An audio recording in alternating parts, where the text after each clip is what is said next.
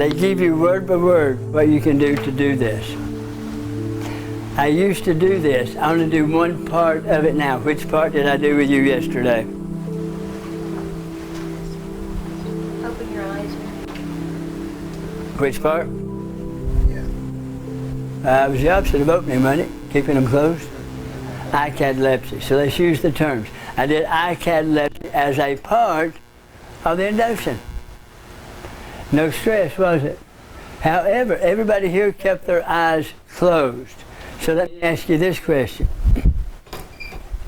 What if one of you had opened your eyes? What would I have done? So if I do that with a client at the end, or at that particular time, they open their eyes, what am I going to say to them so that they're not thinking, well, this don't work? You can tell them, as you can see, you're still in control. Good point. I ask a question before I say that, though. The question is, yeah. I was wondering why you chose, not why you opened, why you chose. That means they didn't just open, they had to choose to do that. Why you chose to open your eyes. Well, I just wanted to see I could, and then it goes to what Natalie said. So isn't it amazing that you know you're in total control? Now I wonder if you'd go ahead and close your eyes again, and this time without creating tension in your eyelids, I would like for you to try to open your eyes again, but this time keep them relaxed while you're trying to open them. I'm just seeing if they're going to follow the suggestion. Every time that I've had to do this, it's only been about 10 in 2 or 3 years, they don't open them the second time. But they've learned a lot, that it's choice. Everything that we do is choice. So Sean, what I'd like for you to do is go ahead and take your glasses off. If you don't mind, I'll lay them over. You put them in your pocket if you want to. That way I'm not liable for them. Now, you don't start doing this unless they're where? In hypnosis. Or you could use it as a test to see how suggestible they are and not use hypnosis. So they're not going to go very far unless you've already got them into some stage of hypnosis. What I'd like for you to do is to go ahead and allow your eyes to close. And take a couple of those relaxing breaths. That hypnotic inducing breath that you know how to take. And now in a moment, I'm going to ask you as you relax deeper and deeper as I count backwards from 5. 5, so relaxed. 4, so completely and totally relaxed. 3, completely and totally relaxed. Open your eyes, close your eyes. 2, relaxing deeper and deeper. And 1, as relaxed as you choose to be, as deep into hypnosis as only you can choose to be, because you've experienced hypnosis here already over the last couple of days or day and a half. So with your eyes closed, as I count to 3, I would like for you to allow your eyes to be so relaxed, so totally relaxed, that no matter how hard you try, you will not be able to open your eyes. Some people say they feel like they're glued shut. Some people say they feel like they were locked shut. But for you, they're just so relaxed, they won't open. 1, with every sound of my voice and every breath you take, they're more relaxed. 2, with every sound of my voice and every breath I take, they're so relaxed, there's no way you could open them without taking that relaxation away. And 3, now go ahead and try to open them. Now you can quit trying. Isn't it amazing? You can allow that eye fluttering, which is taking you deeper and deeper into hypnosis, to take you so deep that even the fluttering now goes away. It goes deep into every muscle of your body. Wonderful, you're doing so very, very well. May I have permission to touch your arms? Yes. In a moment now, I'm going to take you by the wrist. I'm going to take your arm. I'm going to hold it out to your side. And when I do, I'm going to give you a suggestion of a rod, maybe like a Harrington rod, that goes from your shoulder all the way out to your wrist. And you will imagine what that would feel like. So I'm going to take your wrist down. As I do, you may be surprised that just my touch makes you go deeper and deeper. So as I touch your wrist, unlock your hand, and I'm going to put it out to your side at 90 degrees. And you're going to lock your elbow, you're going to lock your wrist, you're going to lock your shoulder, as if there's a rod all the way out through here. Now because there's a rod there, that means that when I try to push down on your arm, it will not go down because that rod is inflexible. And so as I push, you can realize that it's there. Now isn't it amazing though?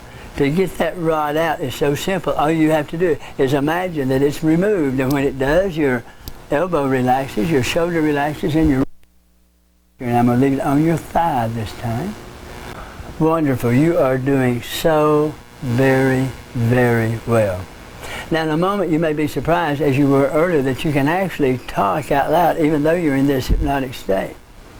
So in a moment I'm going to ask you to count to the number 10. But in the process of counting to the number 10, you'll find that you cannot say the word, the number that comes between 5 and 7. You will count 1, 2, 3, 4, 5, 7, 8, 9, 10. The number between 5 and 7, you can see it, you just can't speak it until I tell you that the number is back.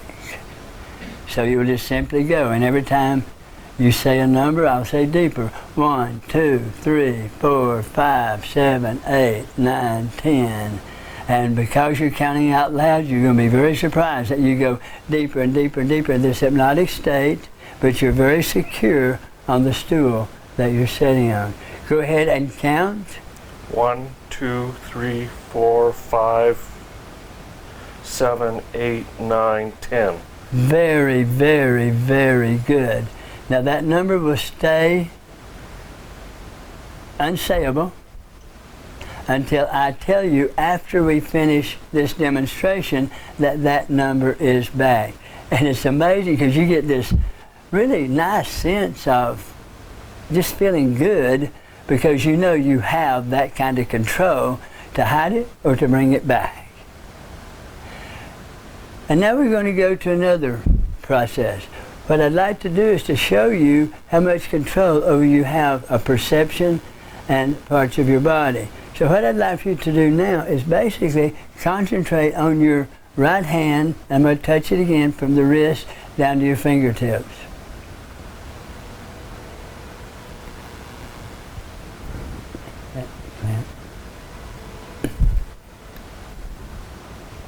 So what we're going to do now is I'm going to let you sit here, relax, and I'll be right back.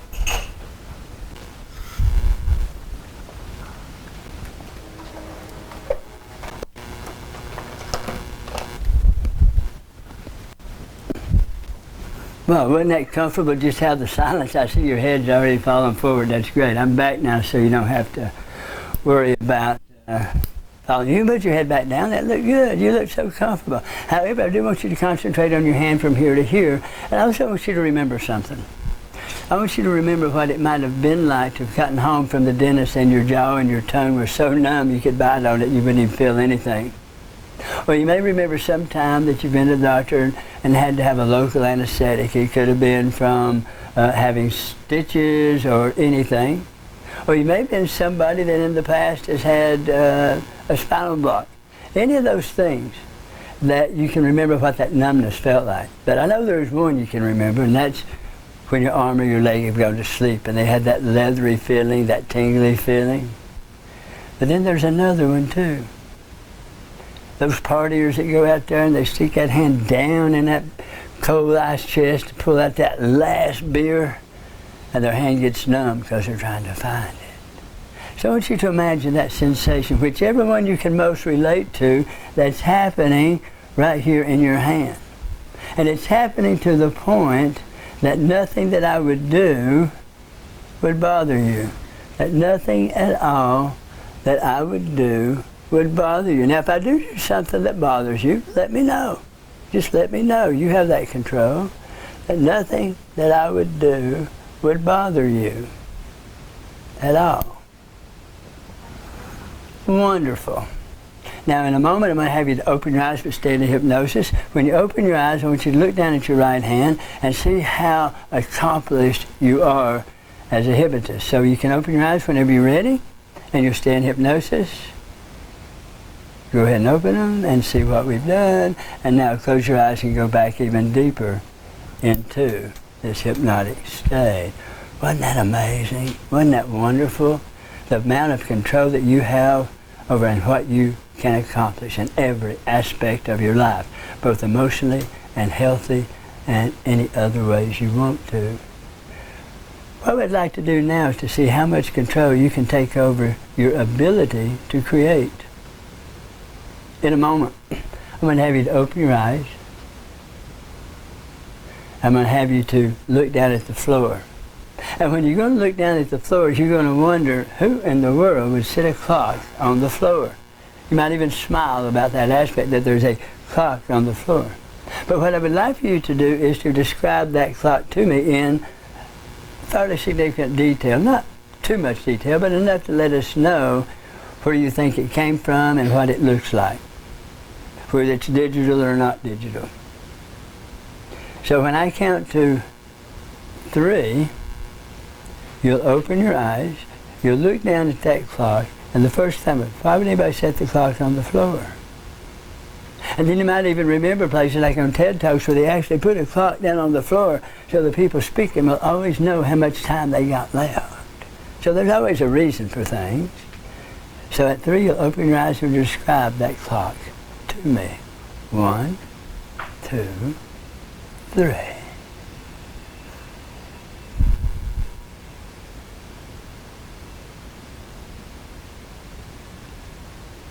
And you see?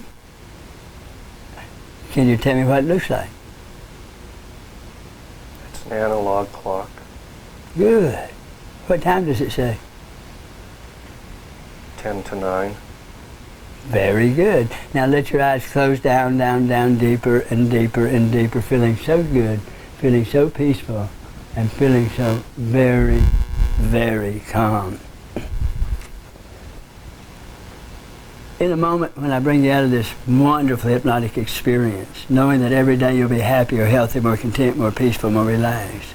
Every day you'll have more confidence in everything that you do, including this person that when you get back you're going to start your hypnosis practice with, meaning she's already consented to having you to do hypnosis with her.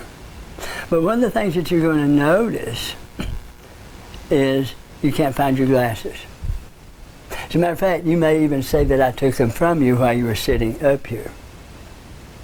No matter where you look or what you feel or what you hear, you cannot find your glasses. I don't know, you might even, as you're going back, see Mark sitting here and want to know what Mark did with your glasses. Until we tell you that you remember where they are. 1, you have done so well. You're so amazing. You're learning so much. 2, tonight and every night that you're supposed to be in bed asleep, you're going to have the most wonderful night's sleep. So restful, because you know, that is when the brain heals itself and the body heals itself, is while we are sleeping. 3, isn't it amazing to have this feeling of freedom that you make the choices of the things that you want to happen? And 4, you have opened the door to a whole new life, a whole new understanding of yourself and those around you. And 5, you're so alive with all this new information, this new ability to do stuff. So now when you are ready, you can open your eyes and come back to this time and this place. Would you do me a favor and read the title of this book? I need my glasses. Okay. Can I have my glasses, please? I don't have your glasses.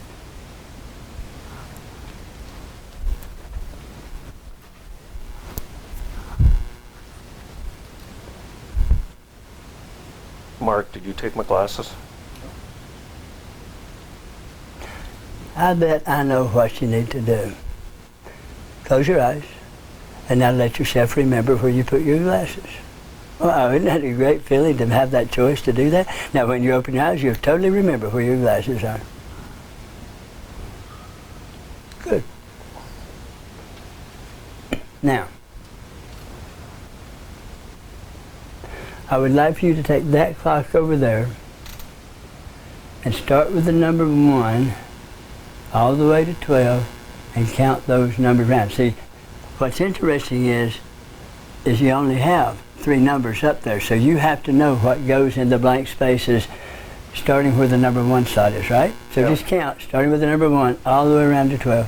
1, 2, 3, 4, 5, 7, 8, 9, 10, 11, 12.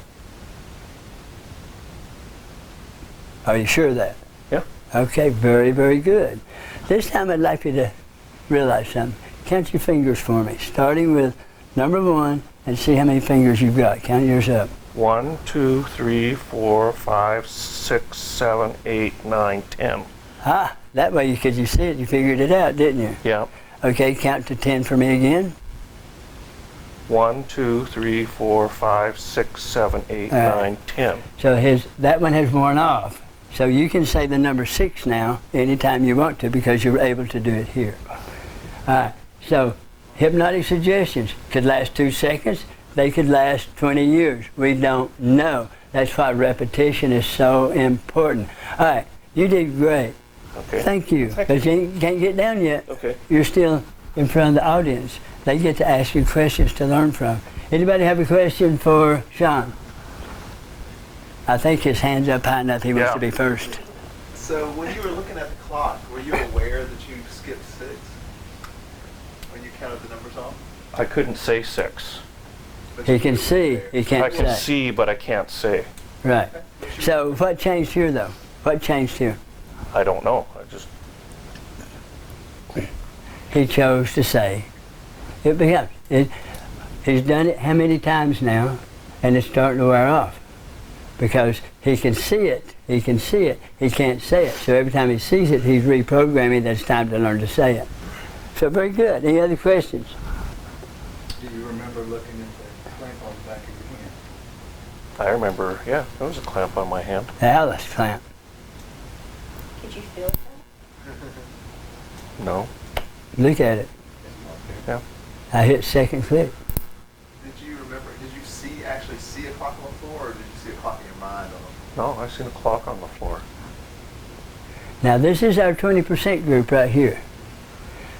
What happens with them as compared to the other 80% is the fact that, what?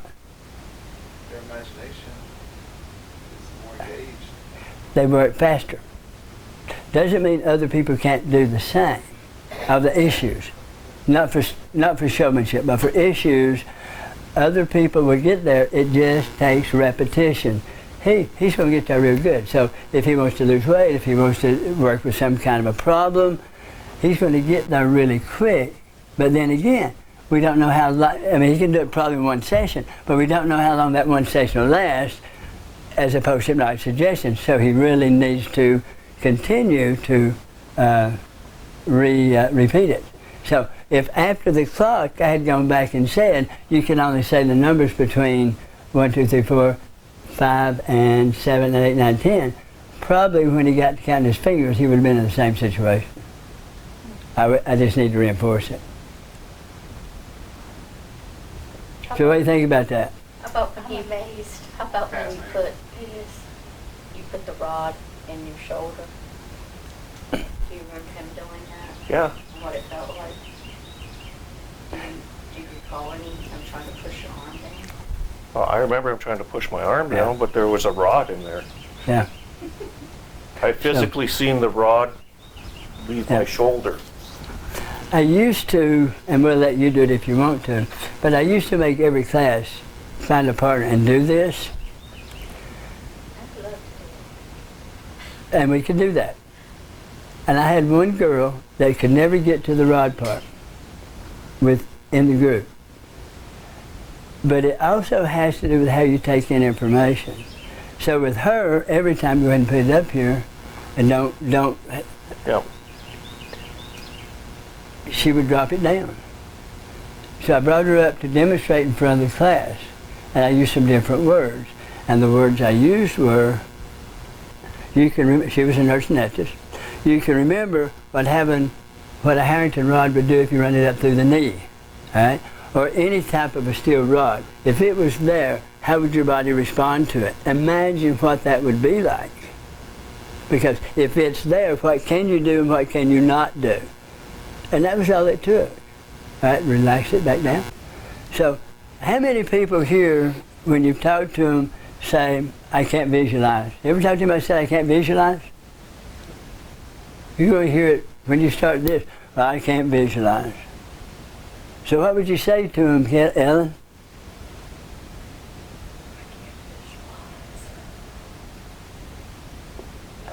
I'm going to say to you, Ellen, I'm not able to visualize things.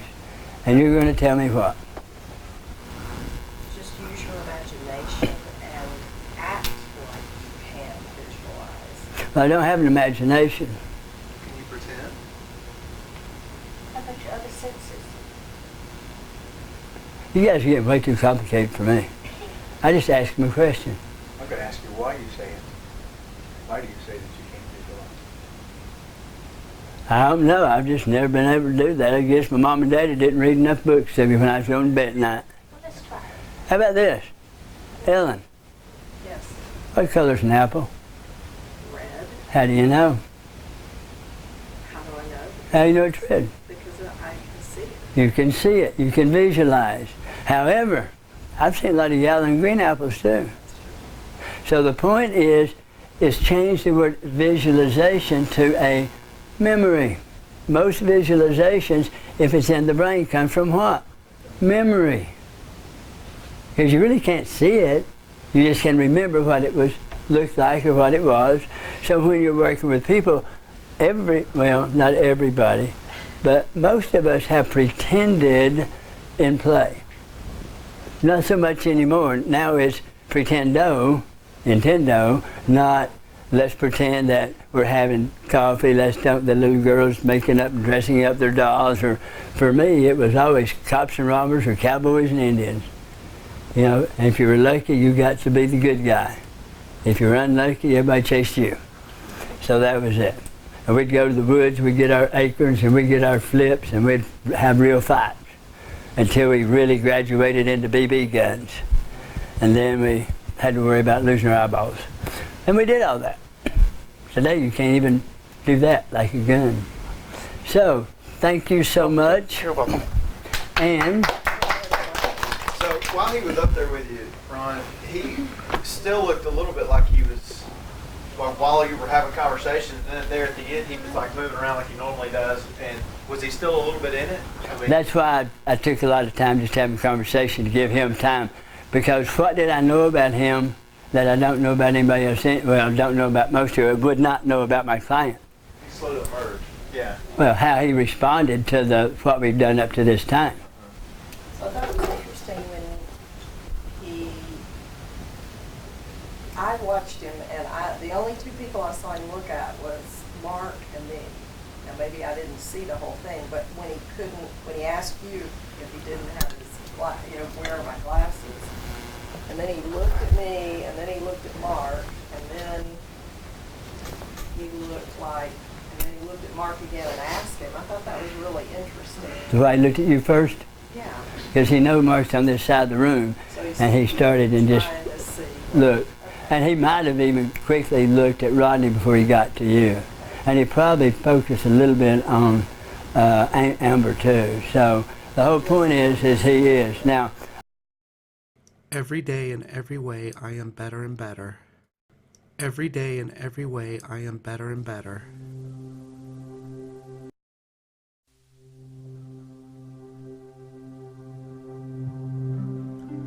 Every day in every way I am better and better.